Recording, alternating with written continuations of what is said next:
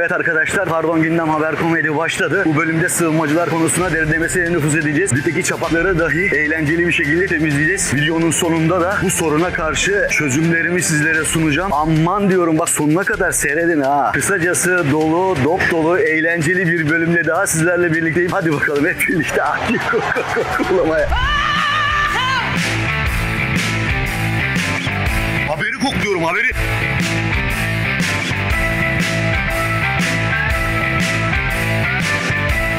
Haber. Pardon.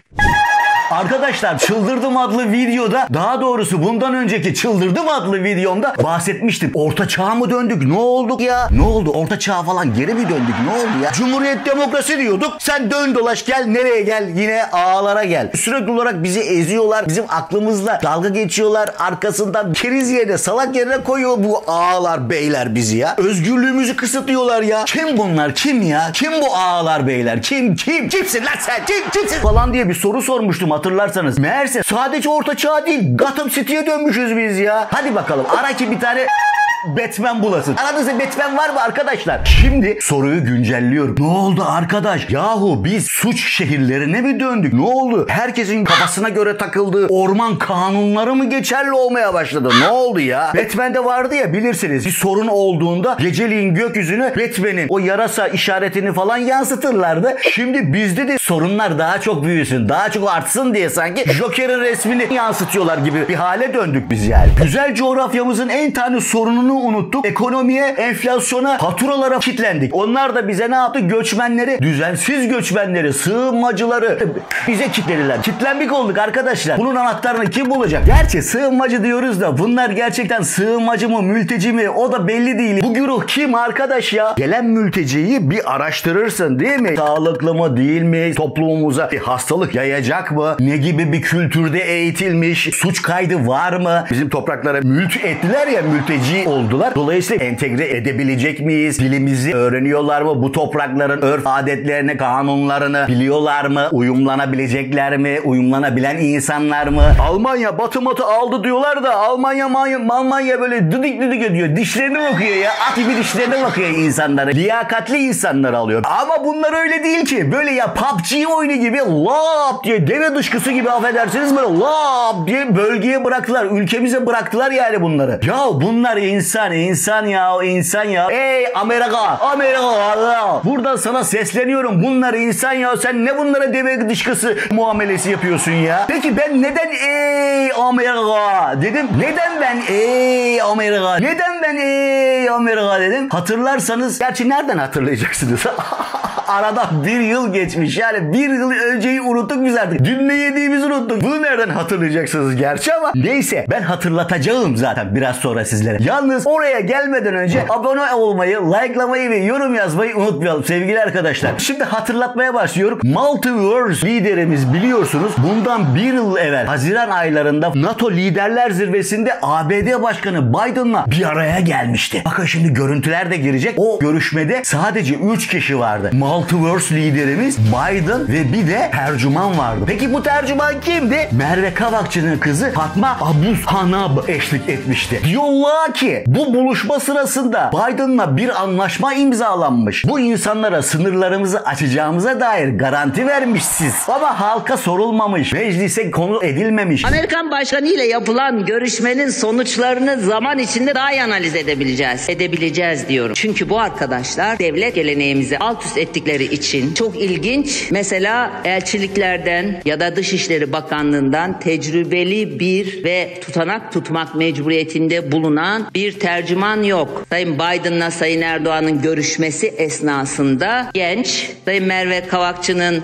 kızı olduğu söylenen genç bir tercüman hanımefendi var. Ve orada ne konuşulduğunun Türk Dışişleri'ne, oradan belki Türkiye Büyük Millet Meclisi'ne getirebilmesinin ve onların paylaşılmasının imkanı da ortadan kaldırılmış. Dolayısıyla Sayın Erdoğan, milletin evi Gazi Meclisimizi bilgilendirmek aklından bile geçmiyor. Tabii bu şimdi ne oluyor? Bu şekilde davrandığımızda ne oluyor şimdi peki? Milli iradenin nüfuz ettiği bir konu mu, mevzu mu oluyor? Yani milli irade bu işin içinde mi olmuş oluyor? Sadece soruyorum. Bu da ilginç tabii yani. Egemenlik kayıtsız şartsız milletindir diyeceksin. Sonra tek bir adama tüm yetkiyi koşulsuz vereceksin. Ya. Hiç sorgulama yok. Ya. Üstelik hesap da soramayacaksın. Ya. Ne bu pırasa ne bu acı biber turşusu. Yetkiyi verdin, ondan sonra gördün etkiyi. Ya. Bu mu oluyor yani? Yok, sadece soruyorum yani. Ben de merak ediyorum. Bilmiyorum ben de yani. Halk eleştirecek, denetleyecek, sorgulayacak. Ben sadece orada olmadı. Yani sadece soracaktım da. yeri burası değil. Yeterince sadece sordum herhalde. Konuya dönmeden önce tekrar hatırlatmak istiyorum. Arkadaşlar lütfen abone olalım, likelayalım ve yorum yazmayı unutmayalım. Lütfen. Yakında yeni içerikler de paylaşacağım. O yüzden takipte kalın. Konuya gelirsek, bu insanlar hiçbir bok bilmediği bu ülkeye geliyorlar. Ondan sonra böyle başıboş bir zombi gibi sağa sola salça oluyorlar. Yani bunlara göre her yer Gotham City. Sadece burası değil. Başka yere gitseler de yine aynı şekilde davranıyorlar. Ama hepsi de böyle değil tabii ki yani. Evet arkadaşlar, son dakika haberi geldi. Şu anda Afrin'de elektrik zamlarına isyan eden Suriyeliler Türk ST Elektrik Dağıtım Şirketi'nin binasını ateşe verdi diyor haberde. Sevgili arkadaşlar, dakika bir gol bir, al işte. Bak, zamla tahammül edemediler. Yani hemen bir isyan. Sorgulayacağız tabii ki. Bu insanlar, peki soruyorum ben şimdi. Ben soruyorum. Sadece soruyorum tabii ki. Yani başka bir şey yok. Sadece soruyoruz. Kenara çekiliyoruz. Biz böyle yatıyoruz. Soruyoruz, yatıyoruz. Bu insanları nasıl sen bu topluma nasıl entegre edeceksin? Ya entegre etmeyi bırak. Sen bu insanları Fenerbahçeli yapabilecek misin? Sen Galatasaraylı yapabilecek misin bu insanları? Sen Beşiktaşlı, Trabzonsporlu yapabilecek misin? İddia oynatabilecek misin sen bunları? Ganyan koşturabilecek misin? Ganyana yazdırabilecek misin? Bunlar nasıl bu ekonomiye uyumlanacak? Topluma, o sosyolojik uyumlanacak? Tabii ki bu tip görüntüler de bize ne oluyor? Gelecekten haber de vermiş olabilir. Yani o konuda da dikkatli olmamız lazım. Arkadaşlar, bu iş büyük başımızın belası olacak gibi görünüyor. Sadece Yürüyen genç kız Suriyeli bir genç tarafından taciz edildi. Ankara'nın Altındağ ilçesinde yabancı uyruklu saldırganlar 2 Türk gencini bıçakla yaraladı. Kalabalık semtlerde yürüyen kadınların videolarını çekti, sosyal medyadan paylaştı.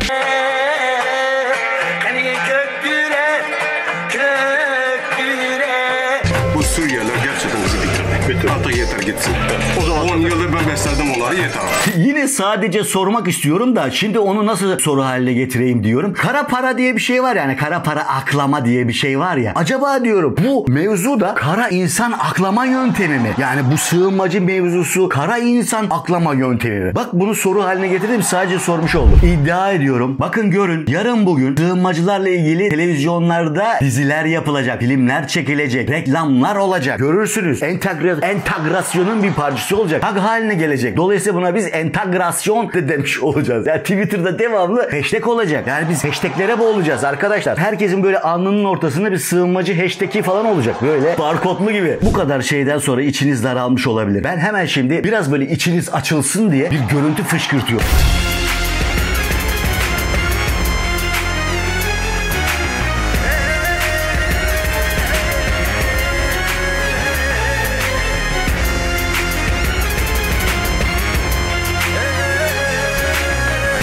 Yoksa bunlar işgalciler mi ya? İşgal mi etmeye geldiler ha ülkeyi? Sadece soruyorum yani. Türkiye'ye göçmen akını yok. Altını çiziyorum şimdi. Bu sözü söylüyorum. Türkiye bir istilaya tabi tutuluyor. İstila ediliyor Türkiye. Yani siz düşünebiliyor musunuz? 5 milyon, 6 milyon bilinen göçmen olacak ve bunların doğum oranı 5.3 olacak. Nüfus artış oranı 5.3 olacak. Bu ne demektir biliyor musunuz? 10 sene sonra Türkiye'nin yarısı göçmen olacak demektir. Türkiye bir deprem bölgesi, anladık. Onu anladık, biliyoruz. Şimdi de çok önlem aldık gerçi depreme, biliyorsunuz. Deprem bölgesi olduğunu sadece biz anladık ama neyse, o konu başka. O konuyla ilgili başka video yaparız. Artı işin daha da büyük boyutu var. Bu da demografik deprem. Bu konuya karşı bir önlem aldık mı? Yetkililer, bu konuda bir önlem aldık mı? Orada kimse yok mu? Hadi biraz ses ver. Yani demek istiyorum ki adeta yeni bir pandemideyiz arkadaşlar. Bir tok yelde bunun sıvısını, mıvısını, hapını, mapını falan filan da çıkarmadı ki la diye hemen böyle bir uyumlanalım. Acaba uyumlanması gereken entegrasyona ihtiyacı olan biz miyiz yoksa onlar mı? Şimdi o da karıştı artık. Kendi ülkemizde biz entegre edilmesi gereken insanlar haline geldik. Göçmenistan olduk neredeyse ya. Yani üstelik her yerdeler yahu. Her yerdeler. Her yerdeler. Tavan arasından, dolaplardan, yatağın altından, her yerden. Gelin kardeşler. Sırayla çıkın. Gel sırayla yavaş yavaş. Bir yerinizi acıtmayın.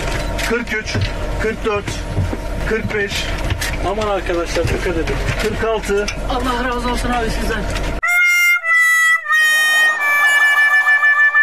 Hatta bak gidin mutfağa, pencerelerinizi kaldırın. Oradan belki bir kafa bile çıkabilir yani. Her yerden çıkabilir bunlar yani. Her yerdeler. Dedim ya, daha da kötüsü var arkadaşlar. Cep telefonlarınızın aplikasyonlarını kesinlikle açık bırakmayın. Özellikle TikTok. Bunlar ya arkadaş, sen ülkeler, kıtalar arası yolculuk yapıyorsun. Bunların şarjı da bitmiyorlar. 7/24 TikTok'talar yani. Ya işin garibi de Van'dan, Hatay'da falan bunlar geliyorlar. Sorgusuz sualsiz büyük şehirlere doğru yayılıyorlar. Nasıl oluyor ya? Kimse bunlara dur demiyor mu? Ya şuradan yan tarafa geçelim. Hemencik orada bir GBT soruluyor.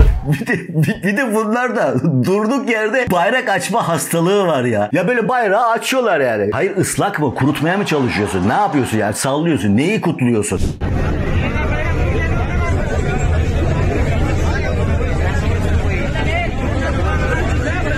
Milletin derdi, sorunu burnuna aşmış neredeyse. Nefes alamıyor şeklinde takılıyor. Sen de nispet yapar gibi böyle bayrak sallıyorsun. Hayır. Yarın bugün milletin zembereye atarsa ondan sonra o millet de başlar sallamaya. Ondan sonra işler bambaşka bir yere doğru evrilebilir. Eminönü değil. Burası Afganistan önü. Evet, burası Afganistan önü.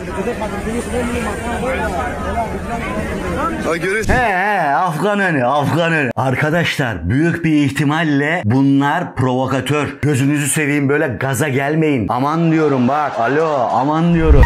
Bir kısmı da böyle habire her yerde oynuyor ya öyle. Her yerde oynuyorlar bunlar böyle.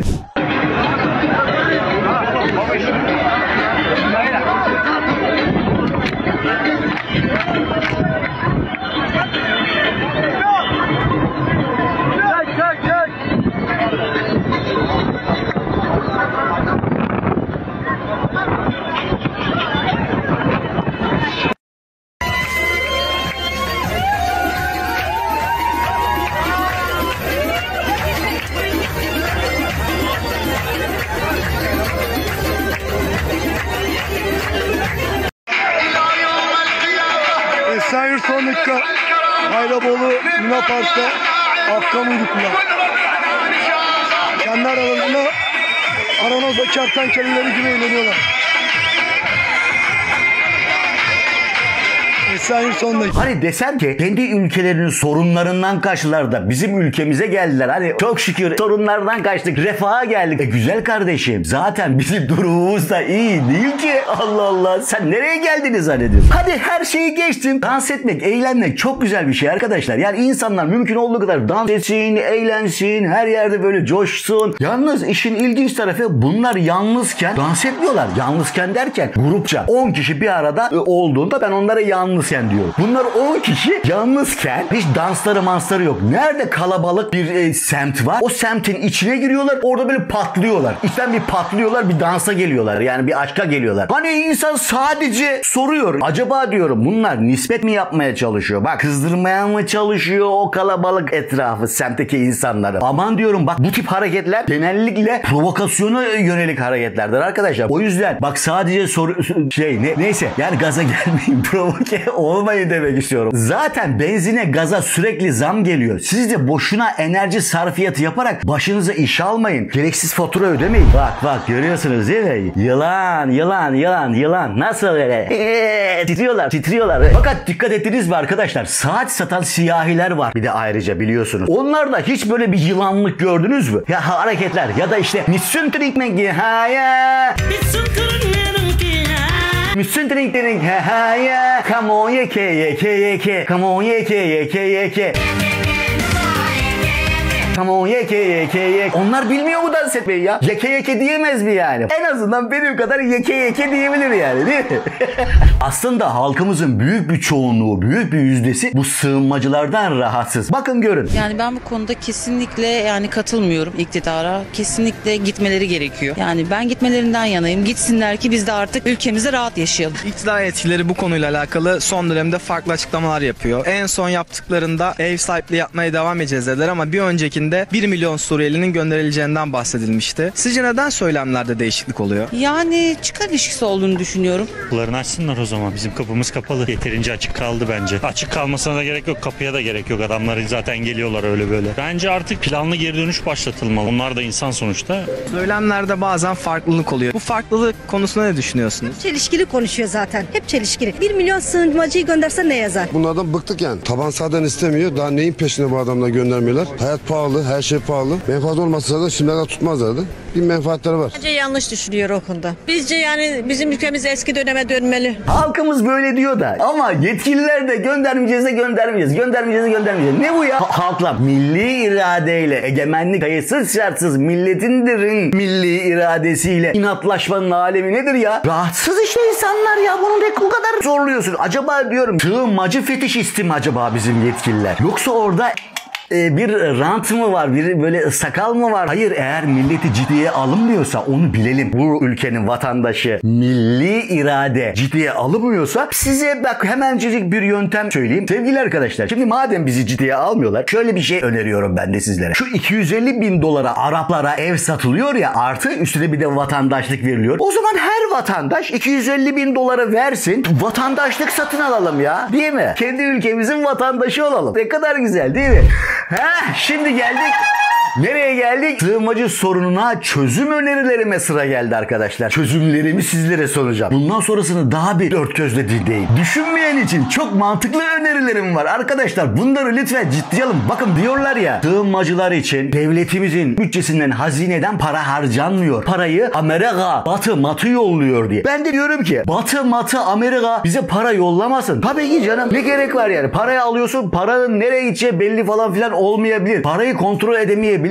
En güzel, en sağlam çözüm ne? Ya bizim o Doğu, Güneydoğu bölgesinde var olan sınırlarımızı genişletelim arkadaşlar. Yani daha da genişletelim. Bize ne kadar mülteci vermek istiyorsunuz diye sor ya. Bir sor baştan, şu kadar sığınmacıyı size vereceğiz diye önceden söylensin. Bize diyelim ki tamam alacağız, sığınmacıları alacağız. Yalnız sığınmacıları almadan önce bizim şöyle bir şeyimiz var. Para istemiyoruz. Kaç tane insan bize vermek istiyorsanız ona göre bir sınırı daha böyle daha genişletmiş olacağız. Ne olacak? Hem TC vatandaşı gibi TC sınırları içerisinde sığınmacılar olmuş olacak, hem de kendi bölgelerinde kalmış olacaklar. Herhangi bir böyle demografik herhangi bir liklik sorunu falan da yaşamamış olacağız. Onlar da yaşamamış olacak. Onlar için de çok sıkıntılı bir durum şimdi. Düşünsene sen, kolay mı bütün hayatını falan devamlı sürdürdüğün, yaşadığın bir yeri terk edip de bambaşka, hiçbir bokunu bilmediğin, hiçbir kültürünü, derdini, adaletini, huyunu, suyunu bilmediğin insanların arasına karışmış olmak tabii ki her insanın sıkıntısıdır. Onlar da ister mi? Tabii ki ister ama onlar da işte orada olursa, yani kendi bölgelerinde falan filan kalırlarsa daha iyi bir şekilde yaşamlarını sürdürebilirler. TC kimliği verelim ama sınırlarımızı genişletsinler, değil mi? Bir de bu sığınmacıları savunanlar var. Diyor ki onlar bizim kardeşimiz. Ya tamam, kardeşimiz de bir laf da var. Diyor ya, eve lazım olan camiye haramdır diye. Sen önce kendi vatandaşını falan bir doyuracaksın, değil mi? Millet aç ya, aç. Sonra da aç deyince de diyor ki ya hadi yalan söyleme, sen ekmek kemiriyorsun. Ya aç deyince ne demek istendiğini anlıyorsun zaten. Niye devamlı yok ekmek bilmem ne. İnsanları makarnaya, ekmeğe falan böyle köle ediyorsun. Beslenemiyor insanlar ya. İnsan bitki değil ki ya. İnsan sosyal bir varlık. Birden fazla ihtiyacı var. İnsan aç deyince sadece yemek mi algılıyorsun? Bir de ayrıca şöyle bir şey var. Çözüm önerisi olarak geliyor birazdan.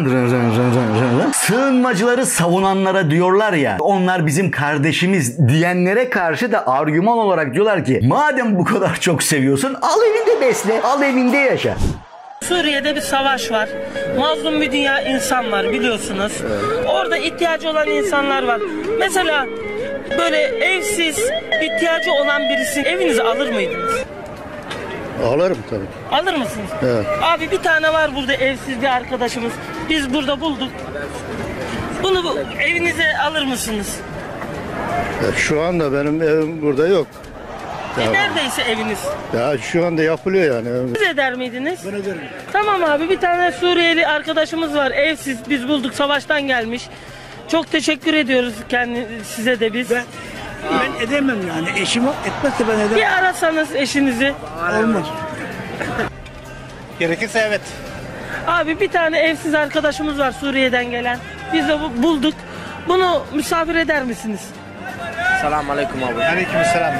Evde kimse olmadığı için. Açardım. Niye? Abi bir tane Suriyeli var, biz bulduk, evsiz. Size çok teşekkür ediyoruz. Yalnız ben Antalya'da oturamıyorum. Diyarbakır'da oturuyorum. Ederiz tabii. Abi bir tane var burada evsiz kalmış. Yerimiz olsaydı ederdi. Evinizi açar mıydınız? Açarız canım. Abi bir tane var burada evsiz kalmış. Ama ben buralı değilim. Açardım. Bir tane var abi burada evsiz bulduk. Ama Evi yok. ben şu anda Korkuteli'deyim. Açarım. Abla bir tane var burada Suriyeli evsiz kalmış. Size çok teşekkür ediyorum. Ama şimdi açarım da benim kızlar var. Eşim yok. O yüzden ben sade erkek alamam. Evet. Açmaz olur muyuz? Açarız tabii. Niye açmayalım ya? Amca bir tane var burada Suriyeli savaştan gelmiş evsiz. Selamünaleyküm abi. Aleykümselam. Evinizi açar mısınız arkadaşlar? Ama şimdi müsait olursa ev açılır. Olmazsa... Arkadaşlar o adam nasıl evinde beslesin? Kardeşi de olsa insan ne kadar çok onu kendi evinde besleyebilecek. Onun da kendi şartlarını oluşturdu. Düzeni var. Bir düzeni oluşturmuş şimdi. Sen bir tane sığınmacı evine sokabilir misin? Sokamazsın. Şimdi bankalarda düşük faizli kredi veriyor ya. 0.99 bak kredi vermeye başladı. Kardeşimiz diyen insanlara evini al besle falan demeyeceksin. Diyeceksin ki ona sığınmacıya da bir ev al. Ona da ev al. Bakın işte çözümün kralını burada sizlere söylüyorum ya. Yani bana sığınmacılarımız kardeşimiz deme. Bana X'i bulmayın. Ona ev alacaksın. Hocam X, hayır. Bana X'i bulma. X küp gördüğün yere bir yaz. Sığınmacı gördüğünde hemen ev alacaksın. X küp gördüğün yere bir yazacaksın. Sığınmacılar eşittir ev. Hocam X küp eşittir bir çıktı. Bitti. Sığınmacılar eşittir ev. Bitti bu kadar. Bitti bu kadar. Bitti bu kadar. Gördüğün yerde ev alacaksın. Bitti bu kadar. Hocam X, hayır. Yok hocam. Bitti bu kadar. Bitti bu kadar diyor ve bu bölümü burada finallendiriyorum sevgili arkadaşlar. En yakın zamanda sizlerle görüşmek üzere. Sevgi ve selamlarımı yolluyorum. Hoşçakalın. Abone olalım, likelayalım ve yorum yazmayı da unutmayalım. Haberi kokluyorum, haberi.